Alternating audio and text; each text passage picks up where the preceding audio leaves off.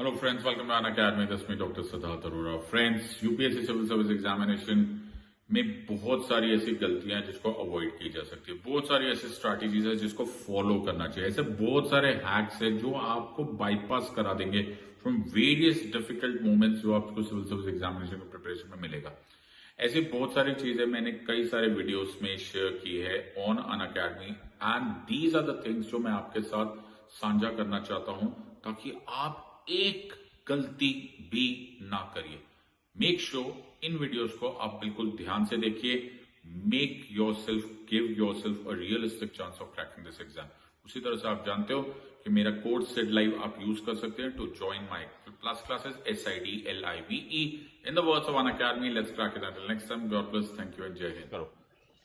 फिर आया हमारा ऑब्जेक्टिव क्या है। पहला हमारा ऑब्जेक्टिव जस्टिस। माय फ्रेंड्स, अगर तुम थोड़ा सा दिमाग लगाओगे ना, थोड़ा सा दिल खोल के सुनोगे, you think of this as not as a subject but as a philosophy, ना, then you'll understand this.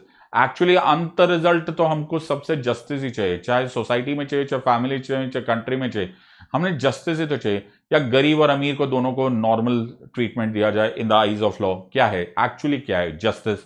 या मैन और वुमेन को ठीक से ट्रीट किया जाए, सबको इक्वल पे इक्वल वर्क मिले, ये क्या है जस्टिस। ओके, किसी के साथ डिस्क्रिमिनेशन ना हो, justice. Okay, are you understanding? At the end of the day, the highest pinnacle of achievement जो एक responsible state दे सकता है वो क्या होता है? Justice. Justice हम तीनों टाइप के देंगे। हम देंगे सोशल, इकोनॉमिकल एंड पॉलिटिकल। इसको इकोनॉमिकल में डिस्ट्रीब्यूटिव जस्टिस बोलते हैं। ओके, डिस्ट्रीब्यूटिव कि हर एक के पास हो। ये आर्टिकल 39 में बड़ा क्लियर आया था, बड़ा बड़ा क्लियरली मेंशन करने लगे कि the material resources of the state should be so distributed so as to serve the common good.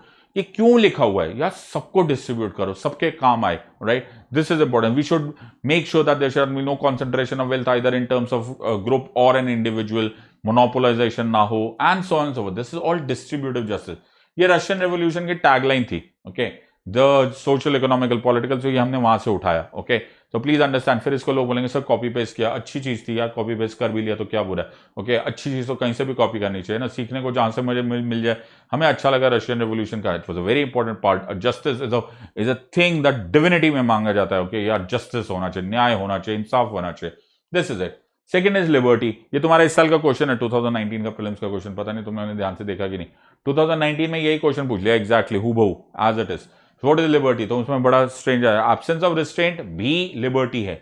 Okay, और opportunity for development of individuals, ये भी लिबर्टी है। थोड़ा सा ध्यान से देखोगे ना तो तुम्हें पता चलेगा कि लिबर्टी कभी भी एब्सोल्यूट नहीं होती है। एक्चुअली लिबर्टी में हमेशा लिमिट्स होती है। ओके, तुम्हारी लिबर्टी है जी, मेरे को लिबर्टी है, मैं कल गन लेकर शूट करने लग जाता हूं। नहीं भाई, you can not do it. Okay, it is qualified. Okay, the law will define what is allowed and what is not allowed. All right, so liberty can never be so called unregulated or absolute. All right, this is a beautiful question. ये सब 2019 का prelims question है, choices आई थी, एक बार देख लेना 2019 में, and they actually picked it up exactly. ये कभी कभी फायदा हो जाता है, you know, to read from Laxmikanth, exactly हूबहू क्वेश्चन आ जाता है। So this is exactly 2019 का prelims question.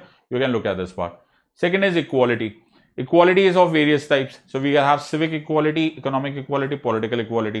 Civic equality हम दे रहे हैं article 14, equality before law, equal protection of laws, no discrimination on the basis of race, religion, caste, sex or place of birth. Okay, equal opportunity of public employment except no discrimination on this on race, religion, caste, sex, descent or place of birth or residence. यहाँ पर article 17, abolition of untouchability, abolition of titles. Economic equality article 39 बड़ा clearly इसमें mention है। Economic, जो मैंने अभी बताया था तुम्हें, डिस्ट्रीब्यूटेड जस्टिस का पार्ट। ओके, वो सारा आर्टिकल 39 से ही होगा। Okay, the distribution of resources should be so as to serve the common good. ये सब कुछ इसमें, उसमें 39 ABCDEF तक ये देख लेना। Political 325 and 326, I hope everyone remembers the voting rights and the electoral rights of individuals can not be discriminated except if so provided by law. Other और कोई से डिस्क्वालिफाइड है तो बात अलग है, वरना you are suppose to get political equality. So you have 3 types of equality, civic, you have economic, you have political equality. Fraternity, ये बहुत इंपॉर्टेंट क्वेश्चन आने लग गया है। अब आजकल के माहौल में ये फ्रेटर्निटी पे क्वेश्चन आते हैं। पहले लोग इतना पढ़ते ही नहीं थे फ्रेटर्निटी के बारे में, अब पढ़ने लगेंगे। क्यों जरूरी है पढ़ना फ्रेटर्निटी के बारे में? Because it is a sense of brotherhood. ये हमारे बीच में जो डाउट्स आए जा रहे हैं कि क्या हम इंडियंस हैं, क्या हम डिवाइड हो रहे हैं, हम डिवाइड क्यों हो रहे हैं। इंडियंस को फ्रेटर्निटी, एक ब्रदरहुड, एक कॉमन थ्रेड ज्वाइन करना बड़ा जरूरी होता है। So national symbols, national flag, national days, okay, fundamental duties. क्यों fundamental duties? Because fundamental duties are applicable only to citizens.